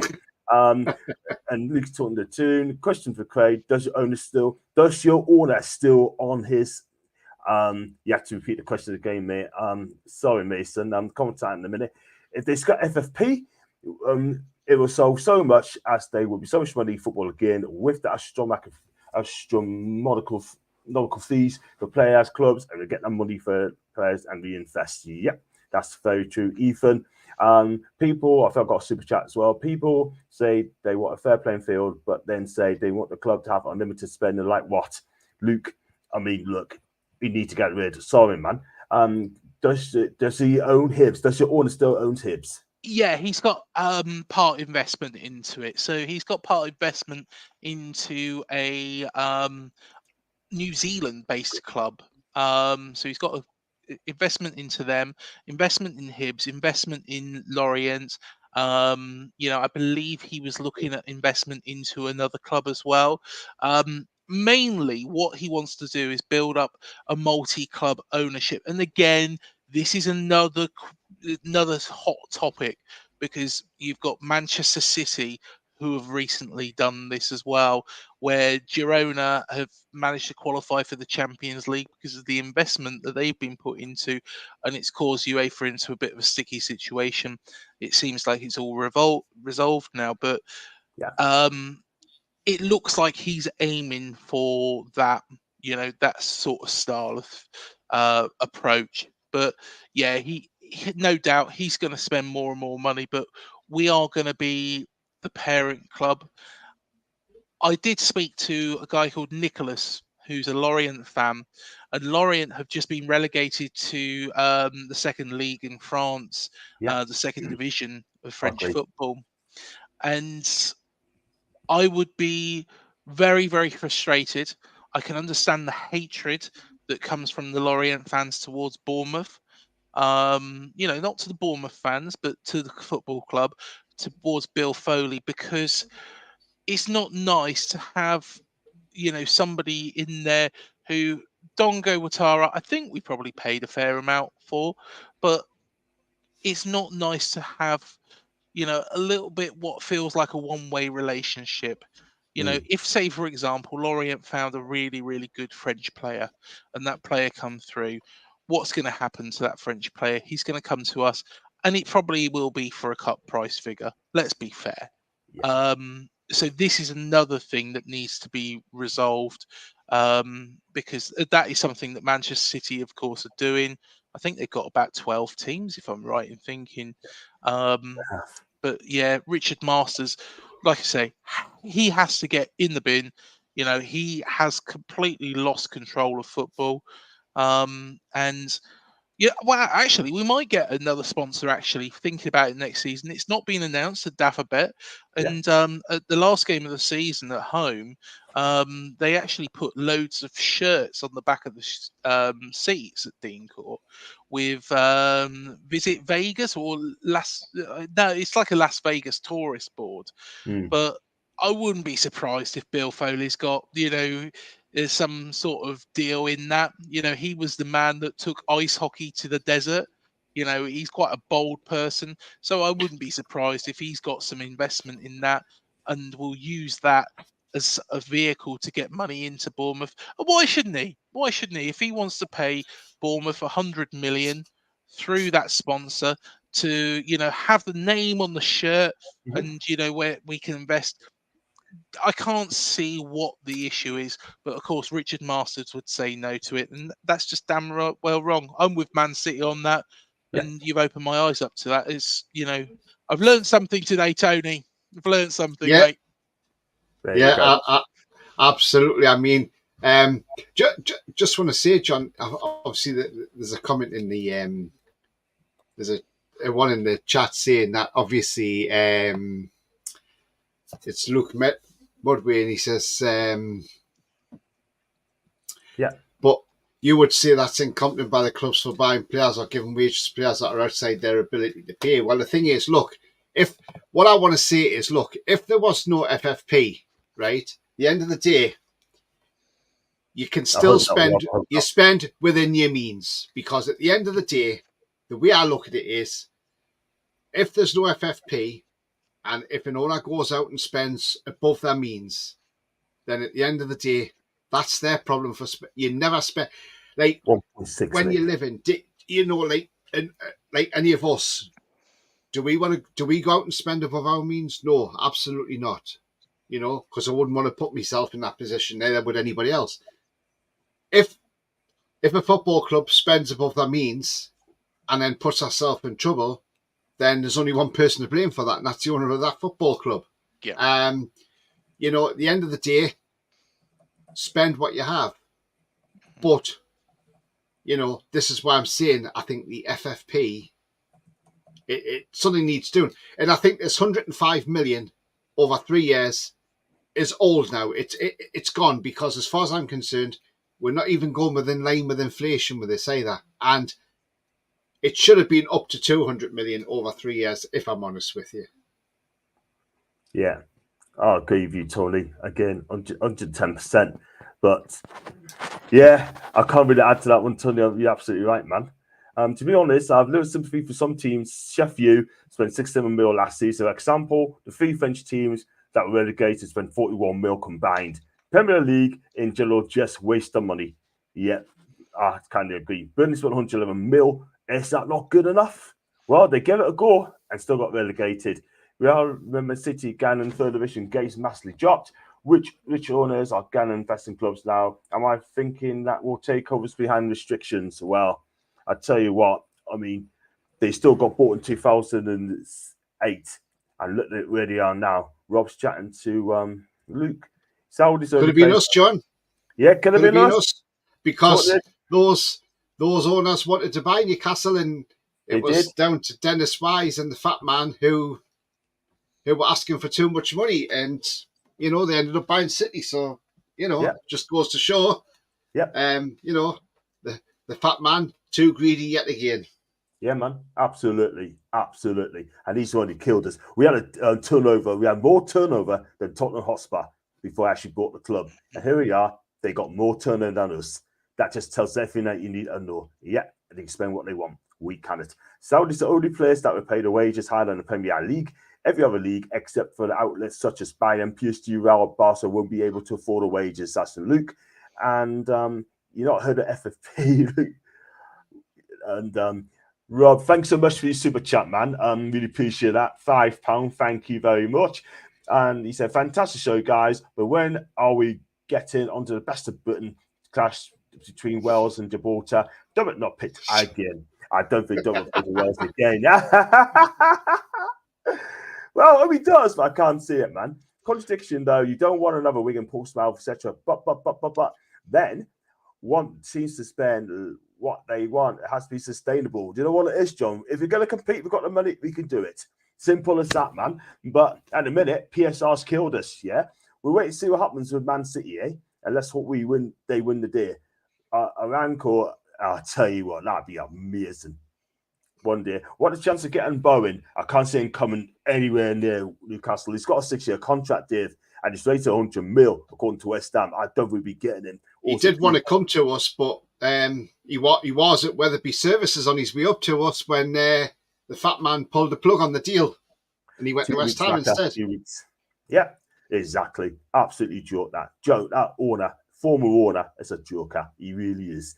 The fact these top media pundits say we don't want another post-monthly Sporting Reading, etc., is a smokescreen for who they really are protecting, and that's the big clubs. Fat. Tangy, fats.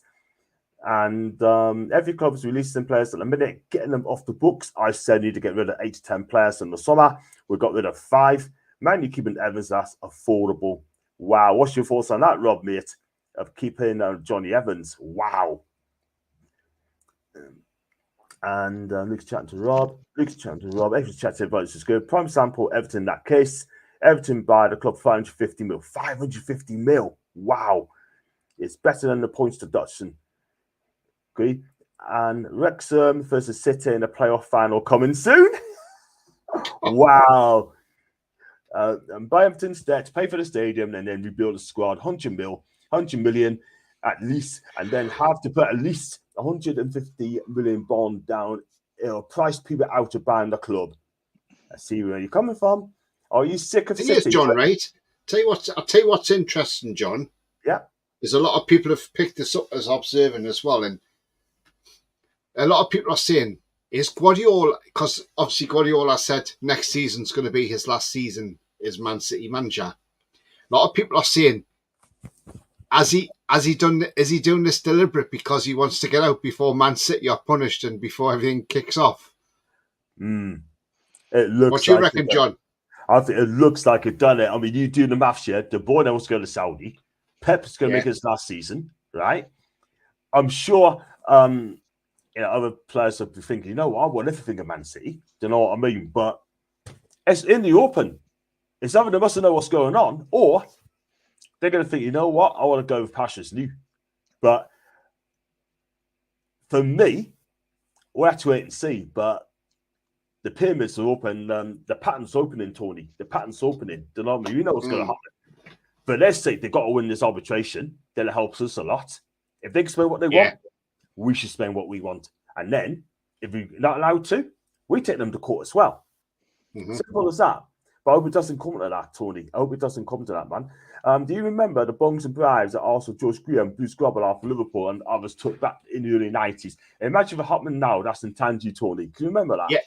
Woo! Yes, I do remember that, Tangy. I remember that very well, to be fair. And I mean, I also remember when we beat Liverpool at St James's Park 3-0 and Cole got a hat-trick.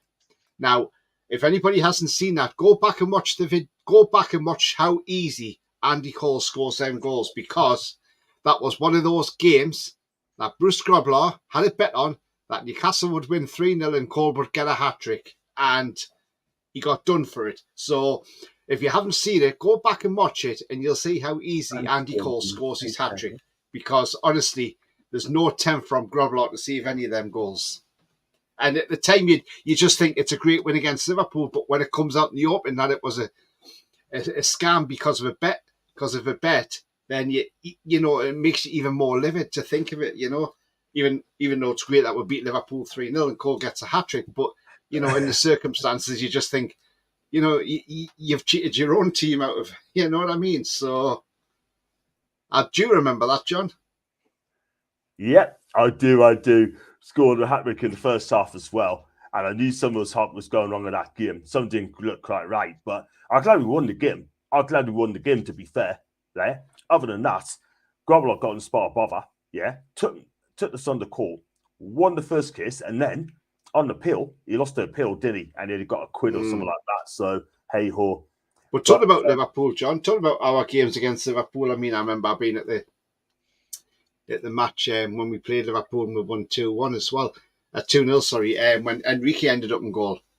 It was at my end because I was in the Leeds then, but when Perch went down like a sack of spuds from that hit from Pepe Reina, when he didn't really touch him that hard, but the way James Perch dropped to the ground, that was brilliant that day, and then he got sent off Reina and he wasn't happy about it. Do you remember that, John? Yeah, I can, man. That was Good old James Perch. Yes. Absolutely. My guy. He wasn't world class, but he plays with a heart of gold, that guy, I'm telling you. When he plays, £1.5 million, John. oh man, there's how many £1.5 million these days you can buy a good defender. That guy did the job. He did the job first, you know what I mean? So Yeah, he was. I mean, he He wasn't the wasn't- best player, John, Nah. but he gave 100%. He tried, you know. Yes, he did. And I think that's what won the hearts of a lot of fans, you know. I agree. That's why he I got the agree. nickname Pacino. Yes, absolutely. And he's a good guy as well. He sounds a polite like I've got a picture with him, John, because I got a picture of him outside St James's Park when I was going in for the game. Yeah, man. Yeah. Oh man, I have to look at that as well. Show us it next time, man. Yeah. And the big up to Graham B, man. All the best to you, man. Met you in Paris. Yes, you did. Keep up the good work. Big J. Thanks so much indeed, my guy. Good to see you, Graham. And hope you watch more of our shows as well. I'm being like Rafa. I need fats. Thank you very much. Even to Pete, hope you're well. Trevor saying that as you want to buy Sunderland. I don't know how true that is. I won't swear Cashy's not worth it. Is that true, Trevor? And then we've got Archer as well. Big up to Andrew as well. Oh, lads, not long till the Euro kicks off. Absolutely, it's just a week's time. I'm buzzing for that. Pepe, don't want to be in the lower leagues. Cannot blame him. That's from Rob. And let's get this one. So that'll be good. That's from Ian. There are rumours about that before. Ashley for Sunderland. Craig, what do you think of Sean Casey calling Lloyd Kelly a Rolls Royce defender? Do you know what I do think? Lloyd Kelly. Yeah, Lloyd Kelly is a good defender. I think he did lack a bit of confidence at one point, and that was around the time of the Burnley FA Cup game. Just went completely off the boil. But I think he is a very solid defender, both at left back and also at centre back as well. So he does the basic stuff very well. He's not flustered. We saw when he was flustered, but he really did bounce back. One thing that sadly, which happened to him at Bournemouth was that he come under a lot of, abuse, put nicely, on social media. And, I think he kind of hinted that as well, that it wasn't nice, what some people were saying about him. Adam Smith has spoken out about it as well, and other players as well. It wasn't good. He was a player that was lacking in confidence. What Gary O'Neill did at the time was the best thing for him. He took him out the firing line. He got him to one side. He helped him and then put him back in the side when he was confident again. And in fact, I was watching earlier on about the Euro '96 team, and when, of course, we missed, Stuart Pearce missed that penalty. I think it was against Switzerland, wasn't it?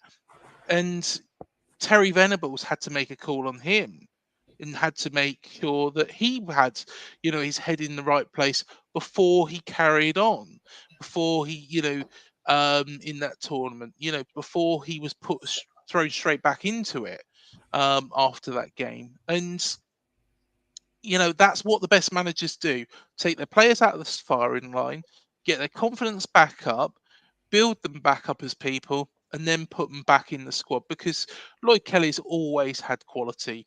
There's not, he might have a dip again at some point in his career. Hopefully not. But, what he suffered from our fans is inexcusable. And, he's proven a lot of people wrong, because he was excellent last season when he did come in. And yeah, he's got a good career, and I wish him the very best. Kind words for that, Craig. Thank you very much indeed for that. And that's kind words for you, mates. And if he does come, I hope we're going to look after him. Yeah, Let's go to the comfortable wrap up the show. Hoyland smashing them against Newport. Can't see it. Those players contacts will have them gone if they got relegated. I agree. Thank you very much, Dean Matthew. I really appreciate that. Make sure you come back again, mate. Man destroyed everything he touched. Foxy said, Everton, another team I can't defend. Go look at their list of players they signed. They didn't get any money back for them. Just Tulson, they spent 22 M's. Free transfer a year later. Bad business. bang on 20 players once out of town, they know exactly what's coming. You remember the beach ball tap was fixed. That's some Trev. Grew a loser year we're in the top 6. Yep. I remember George Riley scored a winner against Liverpool, and my glory hunting classmates were fuming. That's from Ronald. Glenn Roder, days. James Perch, I miss Roder, man. Great guy, sadly missed. You know what? Rest in peace, Glenn. Sad news, man. Sorry to hear the news as well. Don't forget to hit the thumbs up, everybody. Thank you, Lee. I really appreciate that. And Newcastle need Tonali back. He can play in any team. I agree. And thanks again for your donation as well. Next season, when you're down for the Bournemouth game, pop and see Craig and I at the Boscombe East concert like I did last year. Matthew, don't worry. I will do, mate. I will do. 110% I'll be there. Don't worry about that. We're holding you to that. We're holding you to that, John. I'll be there. Don't worry about it. I'll be there. I was there last season. I actually love Bournemouth. Good. Bournemouth, thank you so much indeed for that.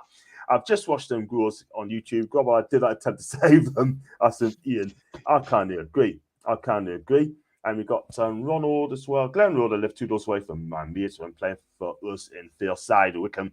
And Poshish, but not rich back in them days. That is from Ronald. And Harry, how out? Okay. No, never. Rolls Royce, more Robbery Lions. Been great show tonight. Thank you very much indeed, Mr. Kelly. I appreciate that. Sergio Conceição incoming. He'll be off to Marseille. Talks in Marseille. Watch Paquetá trying as hard as to get booked in funny finish. You know what? That guy is in big trouble. Before we wrap up the show, quick thoughts on Paquetá, Tony. I tell you what, we might have dodged a bullet on this guy. We could have signed him, and to do that, I'll be fuming. Yeah, absolutely, John. I mean, look, yeah, the one in banned for life, don't they, for this, which is a really strong ban, to be fair.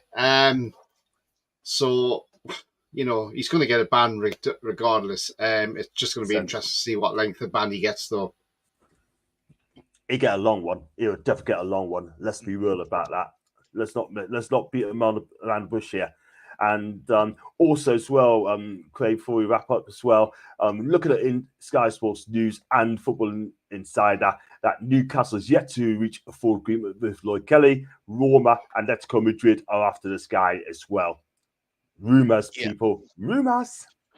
Do you know what? Thanks, you know, even though he got, you know, so much grief from our fans, you know, Newcastle, Roma, AC Milan, they're not incorrect.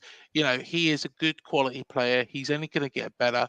And we've lost a star, unfortunately. We really have lost a star. You know, we've lost somebody who is very dependable.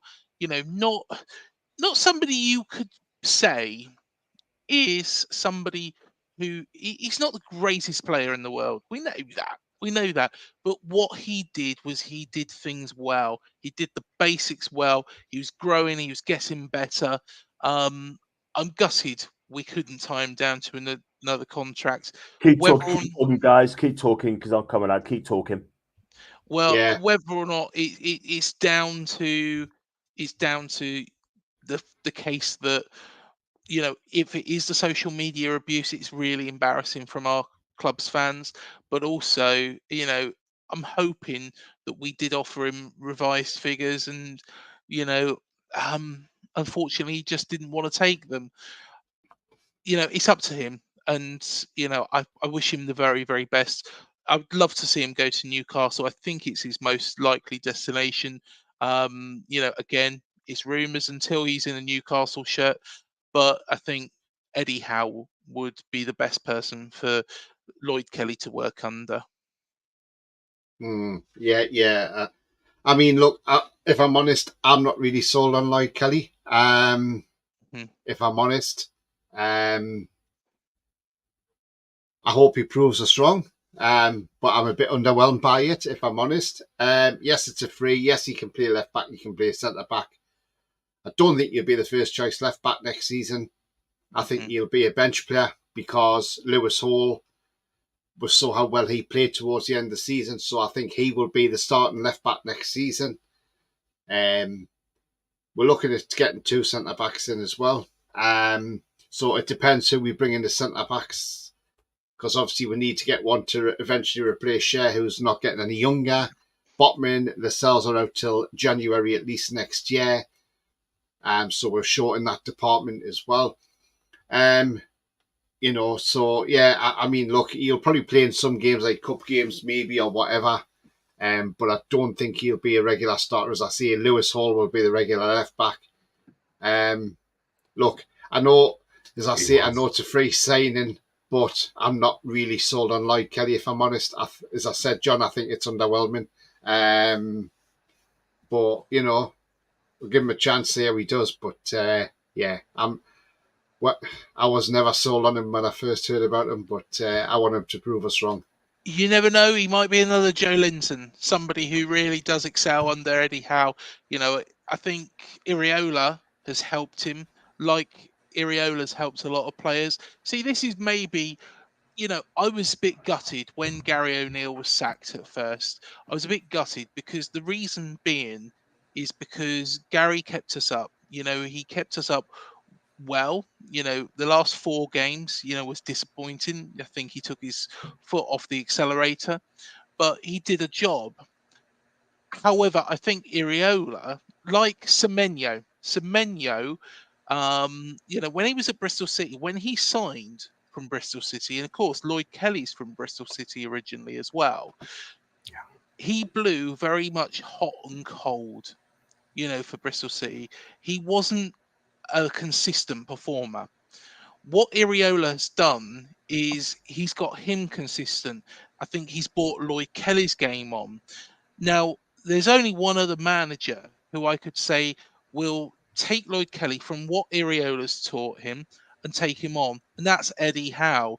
And the thing is Eddie Howe, I don't know if you're aware of this, and Iriola do know each other before this as well. Of course, they were studying each other's philosophies as well. When Eddie was out of the game, he studied Iriola for a bit. And I think, honestly, Lloyd Kelly might surprise you, Tony. And I really do hope he does, because he is a very capable player. Like I say, I'm disappointed that he's gone. Some Bournemouth fans might not be, but, they could be eating their words, in a couple of months' time. Yeah, facts. Yeah. Absolute facts. 100%. Gordon's been fantastic. Alan, ASM's electric. Oh, right, I will do. Eddie Howe is quality. Stay calm. Thank you, Rob, for that. Steve Cooper's a good coach. He'll get a job very soon. I agree with Tony Lloyd Kelly, but Torsten as a tosser. Gandhi Chelsea, so F him. Exactly that. Really one place to play for our football club. Right, we're going to wrap up the show there, guys. You can go on for another 2 as well. I'm going to do one day. I'm going to do a 3-4 hour stream. I will do a 3-4 hour stream, right, called Ball Meeting, right?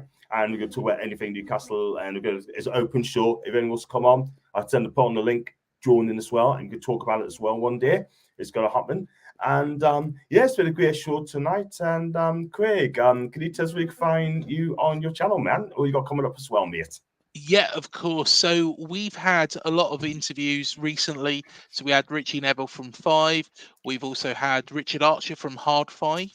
Harry Redknapp comes on quite a lot. We've also got another celebrity that is coming on, of one of the biggest bands in the UK of the noughties and the 2010s as well.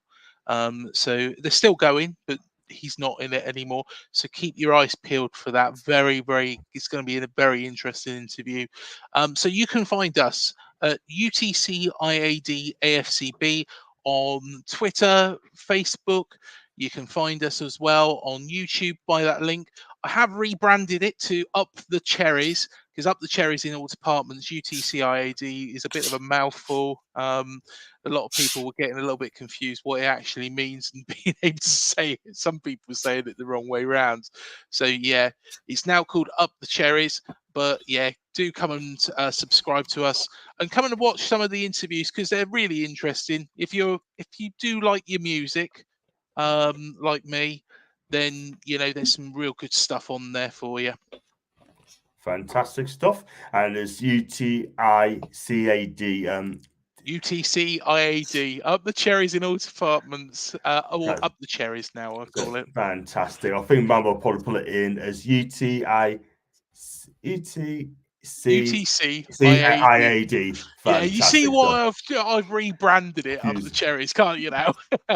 Hey, yeah. Bless you. I'll get there, yeah, I'll get there. UTC IAD. Brilliant. Thank you, man. Thank you, Mama. I really appreciate your help us a month tonight. I appreciate that. Share the love to Mama Flossie. Do follow her on her Instagram account as well. She's always on there. And big up to John, also fan, but thank you so much indeed for joining us, mate. I appreciate that. And so you haven't got disorder ban Archer. But Archer answered that question. One day Bournemouth will be as big as Cardiff City. That's from Rob. I knew he said that. Great show. As always, Tony, John. Thank you, George. Rob, I like joking, by the way. Tony, where can we find you, man? We've got coming up. Yeah, so you can find me on my channel, which is behind me there. It's all black and white TV. So if you haven't gone on my channel, go and have a look, check it out. Hit the subscribe, hit the likes as well. That'd be fantastic. Thank you very much, because I'm only 27 away now from hitting 1,200.